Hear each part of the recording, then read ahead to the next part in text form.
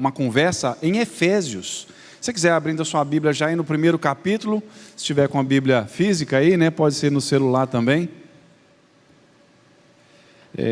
Efésios capítulo 1, nós vamos começar então lendo os 2 primeiros versículos do capítulo 1.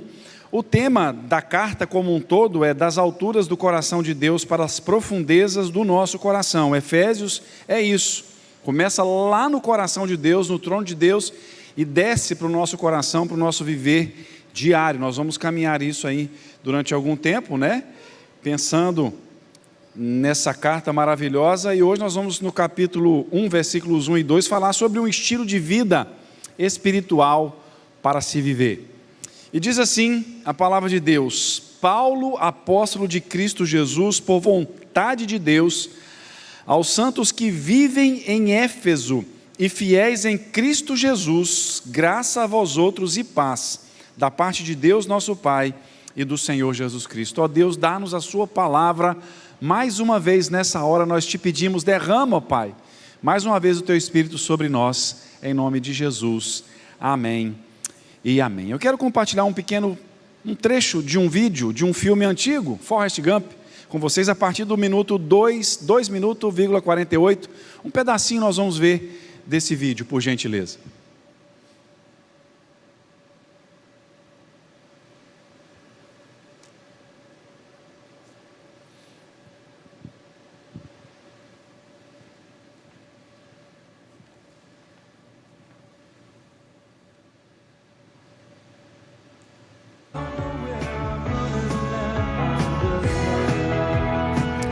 Minuto 2:48. Minha mãe, no Buba e do Tenente Dan. Mas eu pensava muito mais na Jenny. Eu pensava muito nela. Por mais de 2 anos, um homem chamado Forrest Gump, um jardineiro de Greenbow, Alabama, parando somente para dormir, corre pela América. Charles Cooper tem a reportagem. Pela 4ª vez em sua jornada pela América, Forrest Gump, um jardineiro de Greenbow, Alabama, deve cruzar hoje novamente o rio Mississippi. Eu não acredito. Senhor, por que está correndo? Por que está correndo? Está fazendo isso pela paz mundial? Está fazendo pelos desabrigados? Está correndo pelos direitos da mulher? Ou pelo meio ambiente? Ou pelos animais? Eles não podiam acreditar que alguém corresse tanto sem nenhuma razão especial. Por que está fazendo isso? Eu tive vontade de correr. É você? Eu não acredito que seja mesmo você. Bem, por alguma razão o que eu fazia parecia fazer sentido às pessoas. Foi como se um alarme disparasse na minha cabeça, sabia? Eu disse, é um cara que tem a vida em ordem. É alguém que sabe o que está fazendo, alguém que tem a resposta. Eu seguiria a qualquer lugar, Sr. Gump. Assim ganhei companhia. E depois disso ganhei mais companhia. E aí mais gente se juntou a nós. Um tempo depois alguém me disse que isso deu esperança às pessoas. Eu não entendo nada disso, mas algumas pessoas perguntaram se eu podia ajudar. Ei, cara, escuta, será que dava pra me ajudar? Eu tô no negócio de adesivo de carro e tô pensando num bom slogan. E como você é uma grande inspiração pra... Tá beleza. Mais ou menos, ele começa a correr do nada, e aí as pessoas procurando um estilo de vida para abraçar, acharam que ele tinha um estilo de vida para oferecer. Isso, Forrest Gump tem uns 30 anos, não tem, gente? 20 eu tenho certeza que tem. 20, né? Muito antigo Forrest Gump, mas é muito interessante a gente ver que a questão dessa parte continua muito presente. Pessoas que buscam o espelho de um estilo de vida para experimentar e para viver. Ainda bem que no caso como esse, as pessoas aqui buscam um estilo de vida saudável, um estilo de vida correto, tem a ver até com a questão da corrida, mas muitas pessoas acham bonito buscar um estilo de vida de vícios, de trapaças, de erros, de imoralidades e de excessos, e por aí afora a gente pode ver. E eu estava até pesquisando alguns estilos de vida que existem, né? Fitness, vegano, radical e tantos outros que existem por aí. Uma infinidade, né, de ofertas, de propostas, de estilo de vida em todo lugar, de todo tipo que se possa imaginar. E se nós estamos aqui hoje, qual é o estilo de vida que nós estamos buscando para viver? Ao começar aqui, gente, a nossa conversa em Efésios, na saudação aqui, na parte inicial dessa carta maravilhosa, nós vemos que há aqui um estilo de vida que nós devemos e podemos abraçar com a graça do nosso Deus. A gente precisa de um pouquinho de história para nos situar então nessa carta. O apóstolo Paulo planta a igreja na cidade de Éfeso na sua terceira viagem missionária, está lá em Atos 19 e 20, entre os anos de 53 a 56 depois de Cristo. E logo depois da terceira viagem missionária, do fim, ele vem a Jerusalém. Em Jerusalém ele é preso, então ele volta, resumindo muito a história aqui, preso para Roma, e fica preso em Roma entre os anos 60 e 62 depois de Cristo. E então ele escreve essa carta nesse período para mostrar para os efésios como se deveria viver, porque esse povo, as igrejas e nós também, essa gente foi gerada no fundo do coração de Deus desde toda a eternidade. Eu sei que é uma informação que para nós aqui não tem muita assim espiritualidade, nem muita necessidade, mas quem vai ouvir a gente de repente em algum momento, em algum lugar, de repente se quiser falar mal da igreja lá, não falou nada disso, alguém que sabe dessa informação, mas a palavra aos santos que vivem em Éfeso, existem alguns manuscritos gregos antigos, muito antigos e mais antigos do que muitos outros, que não tem a palavra Éfeso. É um espaço em branco, porque há um pensamento entre os estudiosos, entre os eruditos, de que a carta aos Efésios era uma carta circular. Então podia ir para Laodiceia, podia passar nas regiões da Galácia, podia passar em Filipos. As pessoas de outras igrejas, os membros, os crentes de outras igrejas, também poderiam ler a carta aos Efésios. É bastante interessante isso, porque nessa carta nós não temos Paulo falando o nome assim específico de muita gente, de muitas pessoas, nem na introdução, como ele faz em Coríntios, como ele faz na conclusão também de Romanos. Nós não temos muito isso. Há essa ideia, mas de certa forma o conteúdo dela tem muito a ver sim com a igreja de Éfeso, com a cidade de Éfeso. Foi escrita, gente, no intuito de mostrar que em Jesus nós temos uma identidade e podemos estar animados para viver, experimentar essa identidade que Jesus trouxe para nós. E Paulo já começa aqui mostrando e sendo exemplo dessa identidade já na saudação. Paulo mostra quem ele era em Cristo, e esse fato então de quem ele era em Cristo determinava tudo o que ele vivia, tudo o que ele fazia, como ele pensava, como ele então buscava conduzir assim a sua vida, e é assim também conosco. Quem nós somos, como nós temos vivido, quem é que dirige a nossa vida, a quem nós buscamos como espelho, como inspiração de vida, qual é o estilo de vida que é preciso buscar ter, nós que temos a Jesus como Senhor e Salvador das nossas vidas. É claro, gente, que o estilo de vida que nós vamos ver aqui hoje, nesse momento, nesses 2 versículos, é um estilo de vida espiritual. Apesar de que nós sabemos que quem escolheu um estilo de vida esportista, minimalista, essencialista, vegano, fitness, acadêmico, não tem nenhum problema nisso. Desde que não seja um estilo de vida que não fira a vontade de Deus, não tem nenhum problema, mas é necessário que nós, como irmãos em Cristo, como filhos de Deus, pensemos com seriedade nesse estilo de vida espiritual para vivermos, e aqui nós vemos Paulo fazendo isso em pelo menos 3 momentos, em 3 aspectos. Se prepare, porque é um pouco diferente do que a gente tem ouvido nos nossos dias em geral. Primeiro aspecto desse estilo de vida espiritual para se viver é um estilo de vida em que nós lutamos contra nós mesmos, em que nós não lutamos contra o outro, nós não lutamos meramente contra a sociedade, nós não lutamos meramente contra uma ideologia política, seja de direita, seja de esquerda. Não é isso. Em primeiro lugar, o estilo de vida espiritual que honra a Deus, que Deus quer para nós, é que nós lutemos contra nós mesmos. Onde está isso? Aqui no texto. Onde nós vemos isso? Na palavra de Deus. nós vemos isso no nome Paulo. Porque ao contrário do que muitos pensam, não foi Deus que mudou o nome de Saulo para Paulo, que o nome real dele é Saulo. Deus não fez com Paulo, não apareceu a Paulo e disse: olha, Paulo, agora você vai chamar Saulo, agora você vai chamar Paulo. Como fez com Abraão, como fez com Sara, como fez com Jacó, existem outros exemplos nas Escrituras, mas os principais são esses. Não foi isso. Quem fez isso foi o próprio Paulo.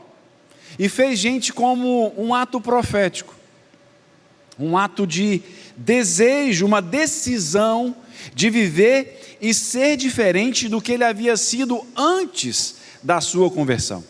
A primeira vez que nós vemos a palavra Paulo na Bíblia é em Atos capítulo 13, versículo 9. Você vai ver que do capítulo 9 da conversão, da primeira narrativa da conversão de Saulo, até o capítulo 13, versículo 8, Lucas usa o nome Saulo. Mas no versículo 9 ele vai dizer: porque Saulo, também chamado Paulo, então daí começa até o final de Atos, é assim chamado. Isso porque naqueles dias era costume judeu adotar um nome grego ou um nome romano, conforme nos lembra o John Stott. E o que Paulo faz aqui em grego é simples, até para nós, Saulo com S, Paulo com P. Então o nome de Saulo vem de Saul, o antigo rei, o primeiro rei de Israel, que falhou miseravelmente na sua vida e no seu ministério, apesar do significado bonito do nome Saul, ou Saulo, que significava desejado.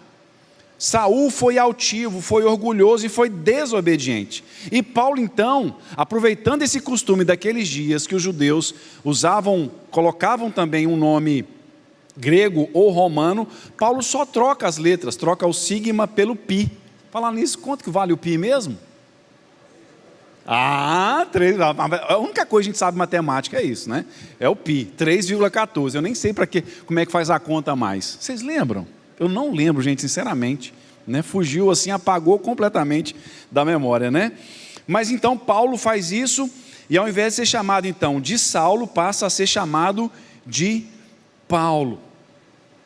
E Paulo faz isso, meus irmãos, exatamente para lutar contra o orgulho, que ele confessa que tinha uma luta contra o orgulho, lá em 2 Coríntios capítulo 12, versículos 7 a 10, era uma luta tão grande que Deus permite um espinho na carne, coloca um espinho na carne de Paulo, para ser mensageiro de Satanás, a fim de esbofeteá-lo para que ele não se exaltasse.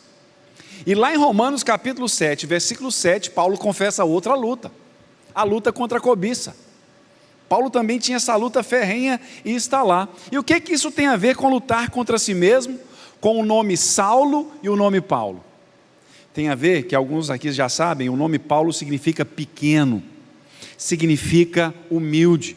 1 Coríntios, lá nos capítulos 8, 9, 10, ele fala: eu sou o menor dos apóstolos, porque eu persegui a igreja de Cristo. O que Paulo está dizendo para nós aqui, o estilo de vida, o que Deus diz para nós, que um estilo de vida espiritual, vitorioso, abençoado e que agrada a Deus, é um estilo de vida que luta contra si mesmo.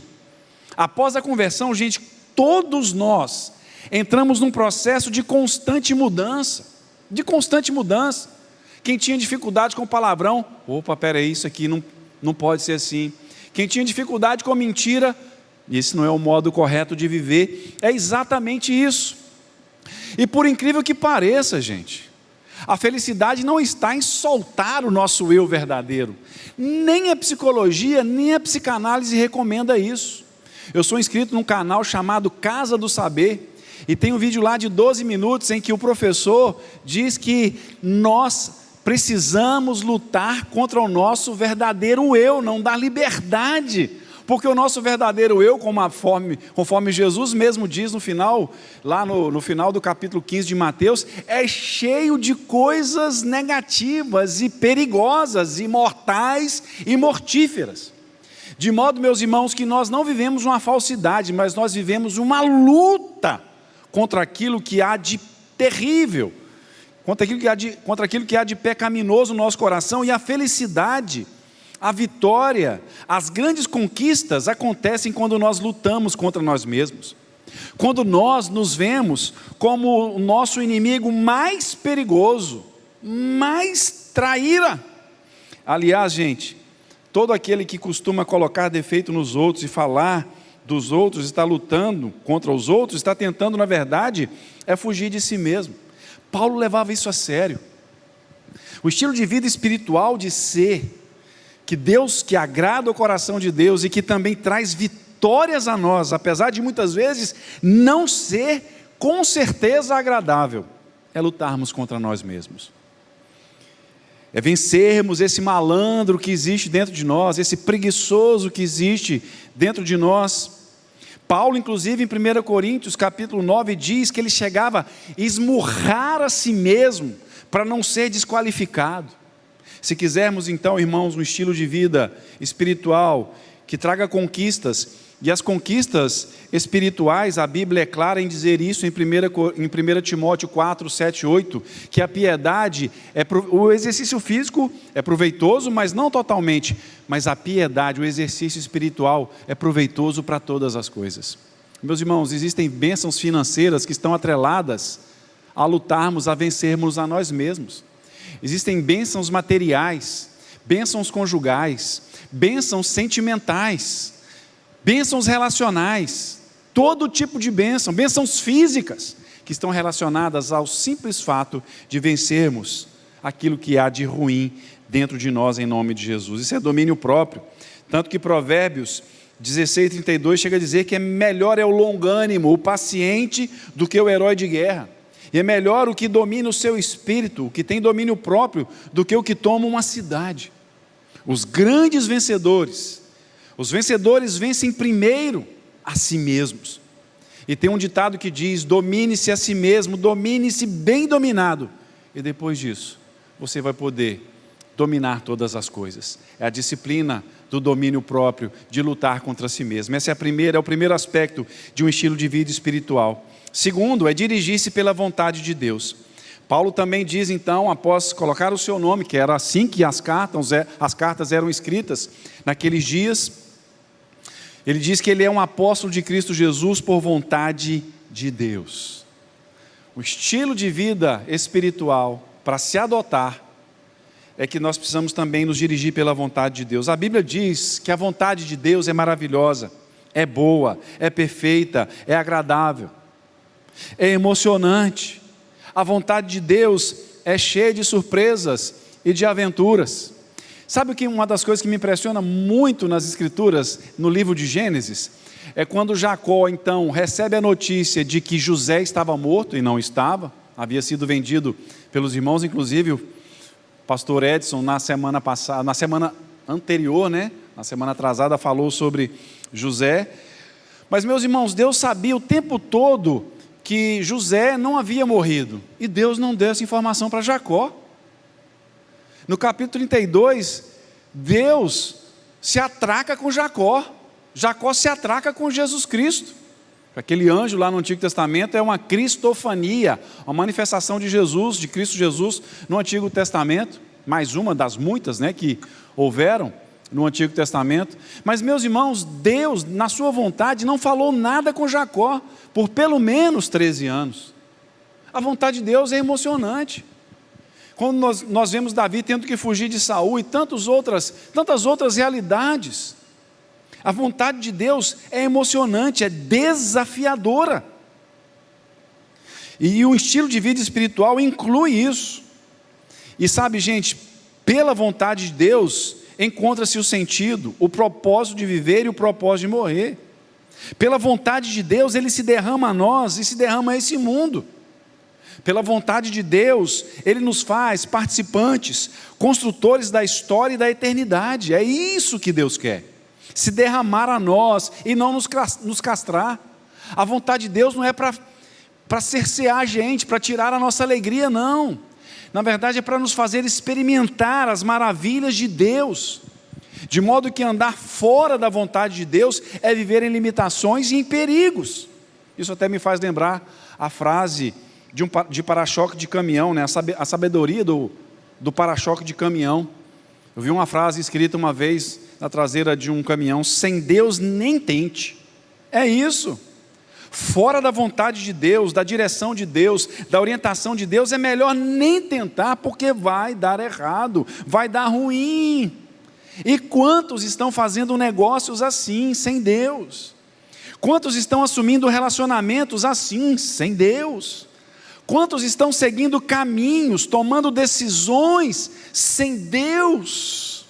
Que terrível isso, que triste isso, é terrível isso.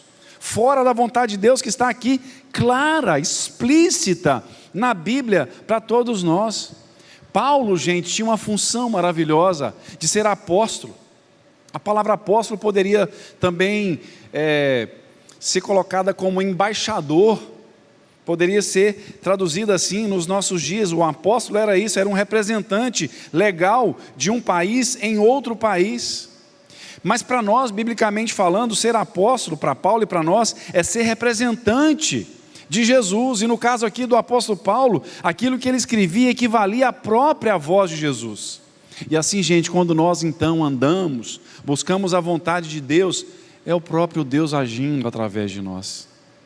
Algumas mães têm compartilhado com a gente, alguns pais, algumas pessoas, lutas com seus filhos, notícias que os filhos chegam e dão que corrói a alma, que é mais doído do que uma faca amolada de 2 gumes no coração. Algumas notícias que eles dão, nós precisamos lembrar, e tantas outras circunstâncias, que se nós continuarmos fazendo a vontade de Deus, nós seremos instrumentos, a voz de Deus, a ação de Deus na vida desses nossos filhos.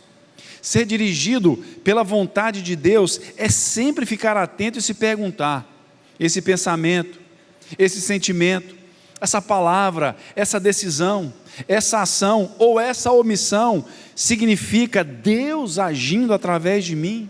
E como nós sabemos disso? Repito, a Bíblia consegue nos dar essa direção. E terceiro e último lugar, para a gente já encerrar daqui a pouquinho, também um estilo de vida que nós precisamos adotar. Esse estilo de vida espiritual é lutar contra si mesmo, dirigir-se pela vontade de Deus e, por último, não viver nada menos do que para ser uma bênção, ser um abençoador ou uma abençoadora. O resto do versículo 1 e o versículo 2 dizem o seguinte: aos santos que vivem em Éfeso e fiéis em Cristo Jesus, graça a vós outros e paz, da parte de Deus nosso Pai e do Senhor Jesus Cristo. Meus irmãos, quando Deus escolhe Abraão, e Gálatas 4 vai dizer que nós somos descendência de Abraão, porque os que são da fé, é os que são descendentes de Abraão. E às vezes nós pensamos assim: poxa, os apóstolos foram felizes porque viram a Jesus. Mas sabia que Jesus fala o contrário?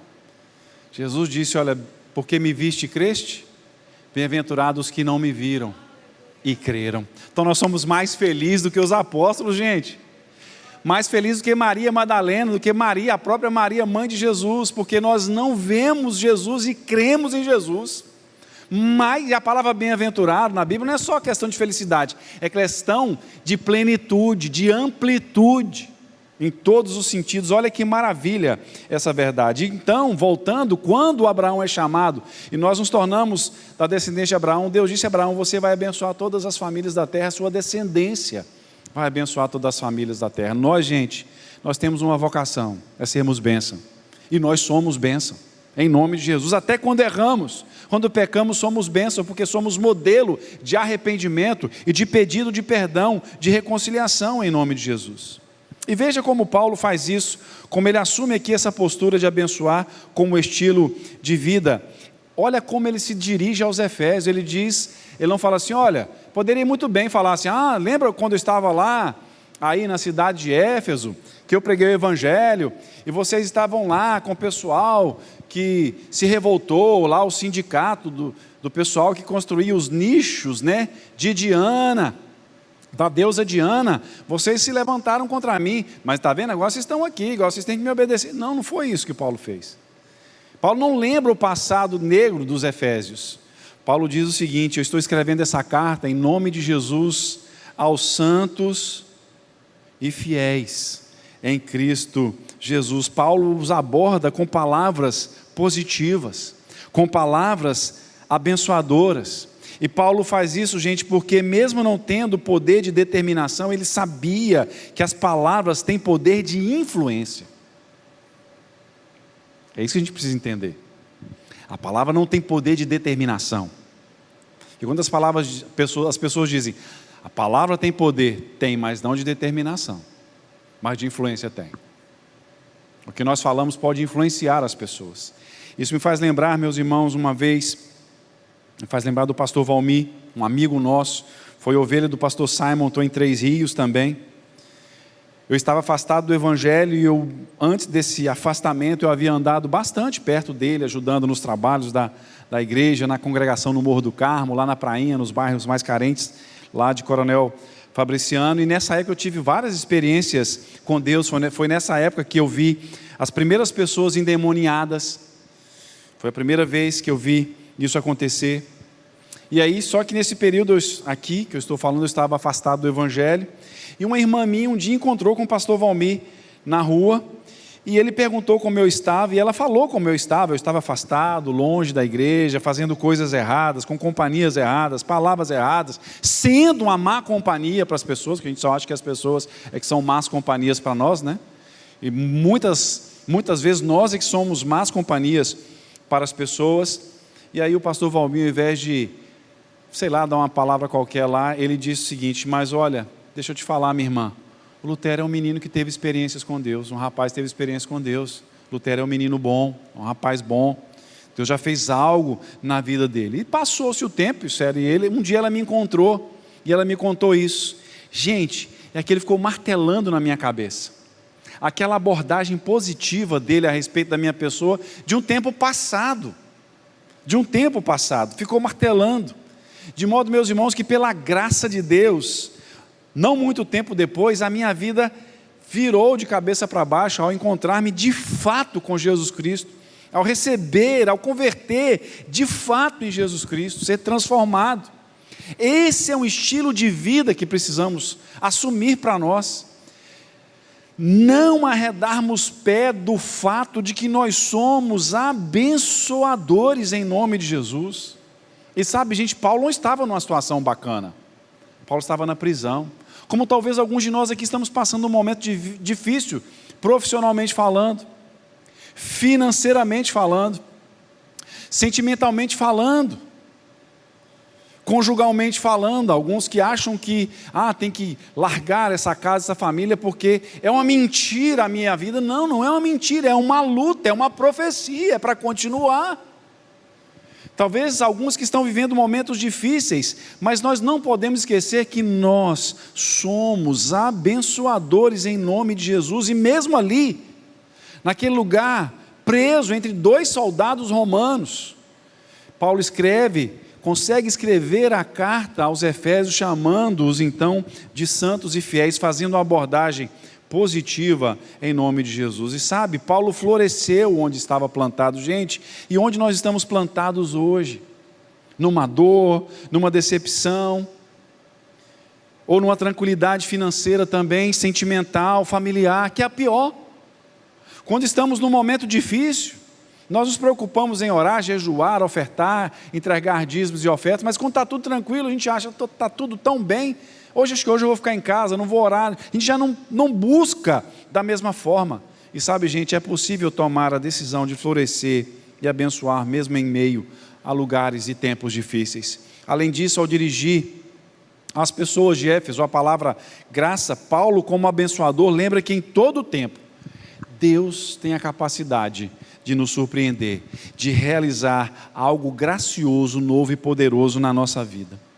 Em todas as situações da vida. E com a palavra paz, Paulo lembra que nós não temos um Deus que é contra nós, mas que é por nós. Há algum momento da nossa vida em que parece que sim, que tudo, Deus está contra nós. Se não está contra nós, não está preocupado conosco, não está se importando conosco, está deixando as coisas ao léu da sorte, as coisas correrem aí aleatoriamente, de qualquer jeito, mas não. Quando Paulo diz, olha, eu desejo graça para vocês, um Deus que nos surpreende. Eu desejo também a paz, é um Deus que nunca, em momento algum, até quando parece estar contra nós, está agindo a nosso favor. É como alguém que está tentando tirar um furúnculo, né? Porque a gente falava furúnculo, né? Ou tirar um berne da gente.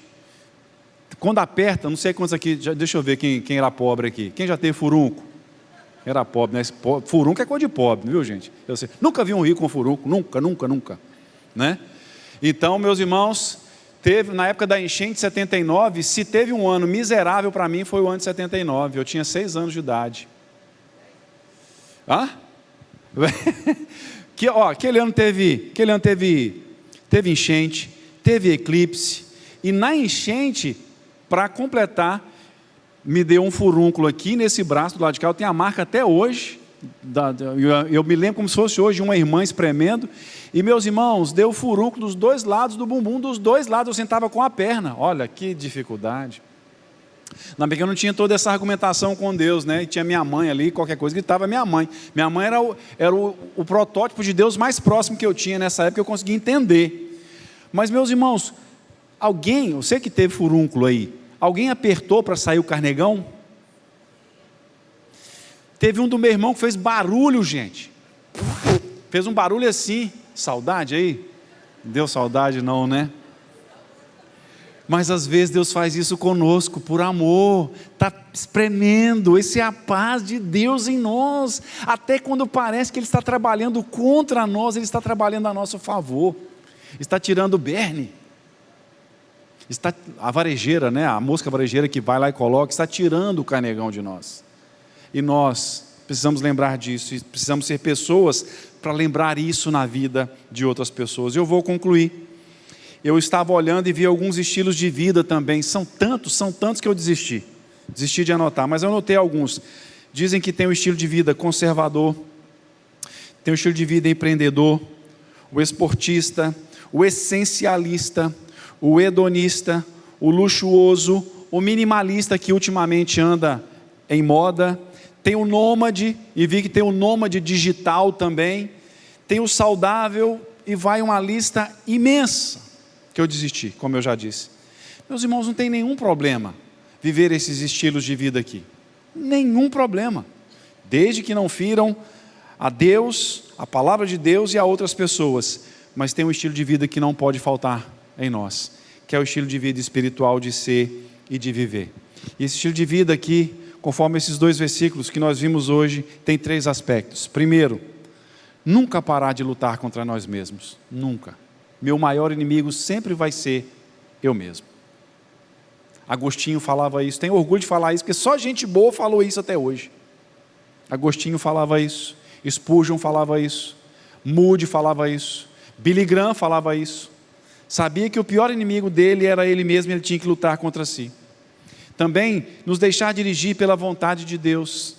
E também não vivermos nada menos do que sermos pessoas que abençoam outras pessoas em nome de Jesus. E nós estamos aqui para isso. E Deus tem nos dado graça para isso. E louvado seja o nome do Senhor Jesus. Amém? A banda chega aqui. Vamos cantar. Vamos orar melhor para a gente encerrar e ouvir uma música no final. Vamos ficar em pé, gente, para a gente orar e ir embora para casa. Em nome de Jesus.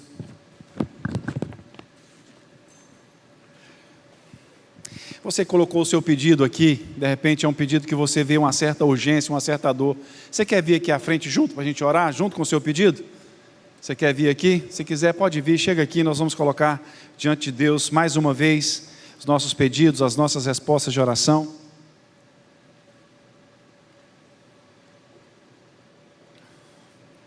De repente é por você, é por um filho.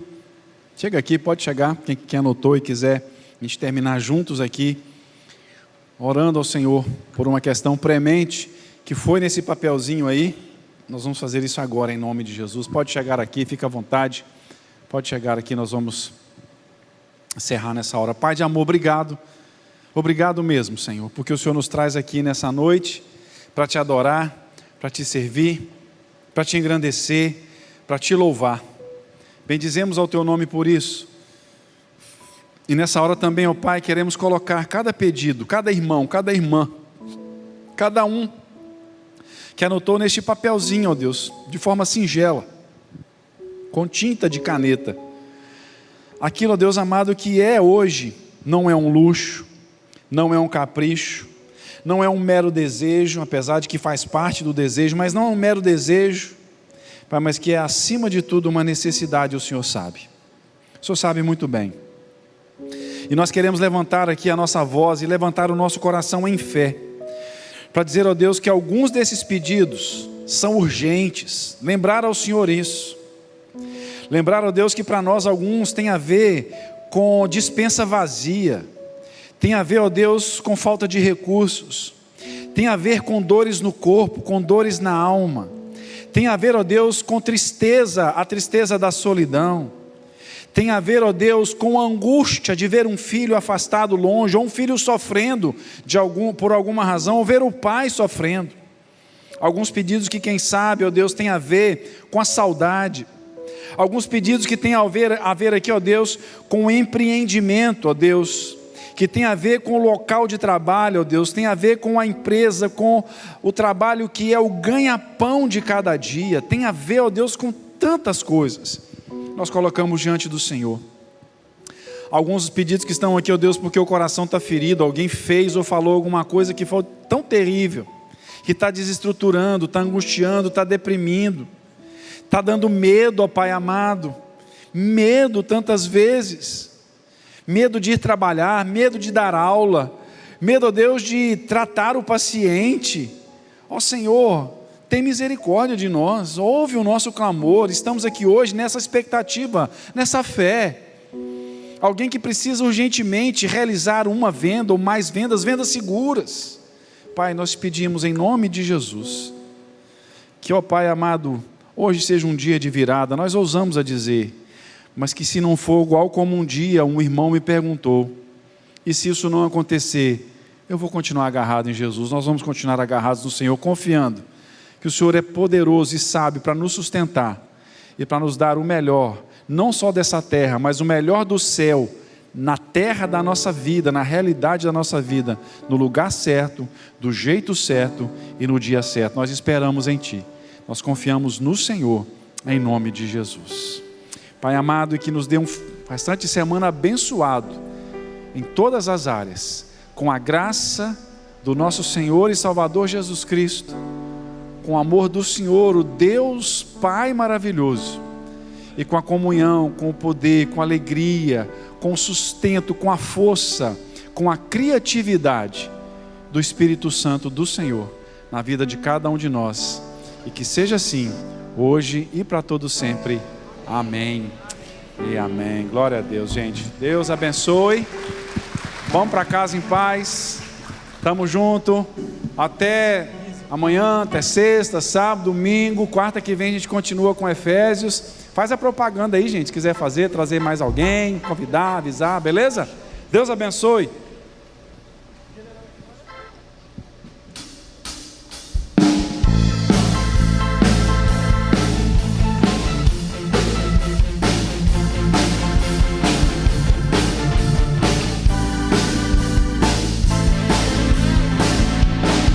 Pelo Senhor, marchamos sim, o seu exército